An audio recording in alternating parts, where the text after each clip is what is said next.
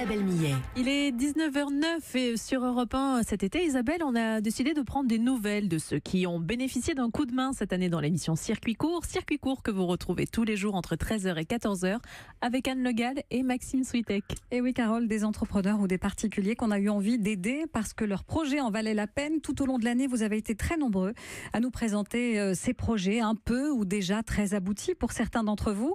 Le 13 décembre dernier, par exemple, nous étions en direct avec vous, Frédéric Tabary. Bonsoir Frédéric. Oui, bonsoir. Vous êtes directeur général de Home 311. Alors rappelez-nous d'abord, si vous le voulez bien, le principe. Le principe est très simple. Des camions qui ont 12 ans d'âge, des camions frigo qui sont obsolètes, qui sont plus aux normes françaises, on les récupère. Alors on les récupère pas gratuitement, on les achète, mais pas très cher, et on les recycle en habitat d'urgence pour les sans-abri. Des camions frigorifiques, je crois. Tout à fait, des camions frigorifiques. Les normes font qu'au bout de 12 ans, en fait, ils sont obsolètes sur la route française, ils peuvent plus transporter de frais, et du coup, ils partent dans les pays du Moyen-Orient, en Afrique, pour finir une vie finalement sur une décharge publique au bout de 20 ou 30 ans, parce que c'est très coriace, c'est bestiole. Et du coup, nous, on les récupère et on les fait retraiter intégralement, recycler intégralement par des ateliers de réinsertion sur Nantes et sur Rennes et sur Anceny. Et l'idée, c'est que des gens qui ont besoin de boulot, du coup, bossent aussi dessus. Alors, comment vous les aménagez, ces camions ? Alors en fait, chaque camion est pourvu à la base d'un WC, d'une douche, d'un lavabo, d'un ballon d'eau chaude de 300 litres qui permet de prendre 8 petites douches, c'est pas le luxe non plus. C'est déjà bien.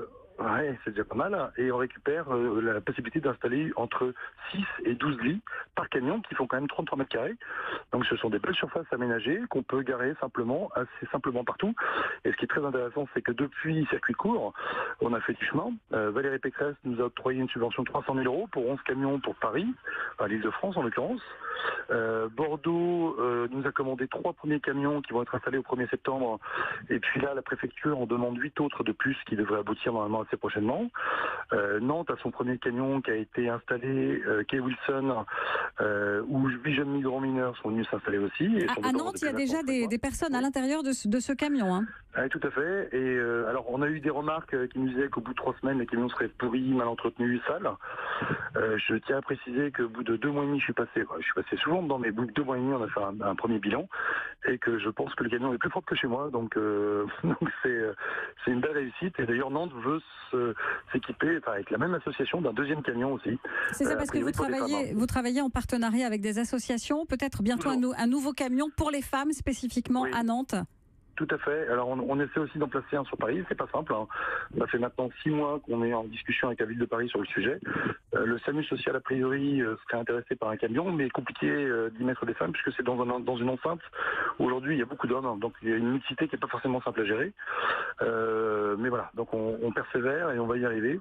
L'idée c'est de mettre 50 camions cette année en France. On en est grosso modo à peu près à 20-25 camions en potentiel aujourd'hui financés. Donc on avance bien, vite, et d'ailleurs on remercie Circuit court qui nous a permis aussi d'avancer sur le sujet. Et nous on vous remercie pour cette très belle initiative. Merci Frédéric Tabary, directeur général de Home 311.